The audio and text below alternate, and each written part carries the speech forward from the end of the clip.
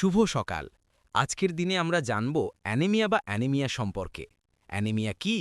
Anaemia হলো এক ধরনের রক্তের রোগ, যেখানে আমাদের রক্তে হিমোগ্লোবিনের পরিমাণ কমে যায়। হিমোগ্লোবিন হলো সেই প্রোটিন যা আমাদের রক্তকে অক্সিজেন বহন করতে সাহায্য করে। কারা হতে পারে আক্রান্ত? শিশু ও কিশোররা, গর্ভবতী মা ও নারীরা, যারা পর্যাপ্ত লোহিত খাবার খান না, বা দীর্ঘমেয়াদী অসুস্থ বা রোগীরাও আক্রান্ত হতে পারেন। লক্ষণগুলো: ঘুমন্ত থাকতে থাকা, দুর্বলতা, মাথা ঘোরা, হালকা ব্যথা বা চোখের তলায় কালচে রং, হাঁটাচলায় ক্লান্তি বা শ্বাসকষ্ট, ত্বক বা নখ ফ্যাকাশে দেখাই। কেন হয়?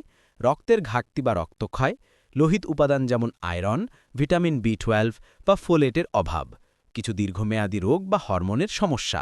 কি করবেন? প্রথমে দেখাবেন হেমাটোলজিস্ট বা সাধারণ ডাক্তার। ডাক্তার পরীক্ষা করে চিকিৎসা ও সাপ্লিমেন্ট দেবেন। সাধারণ সাপ্লিমেন্ট ও খাবার: আয়রন ট্যাবলেটস, ভিটামিন বি12 ও ফোলেট। লোহিত খাবার: পালং শাক, চুকন্দর, মাংস, ডিম, বাদাম। প্রচুর পানি ও পর্যাপ্ত বিশ্রাম।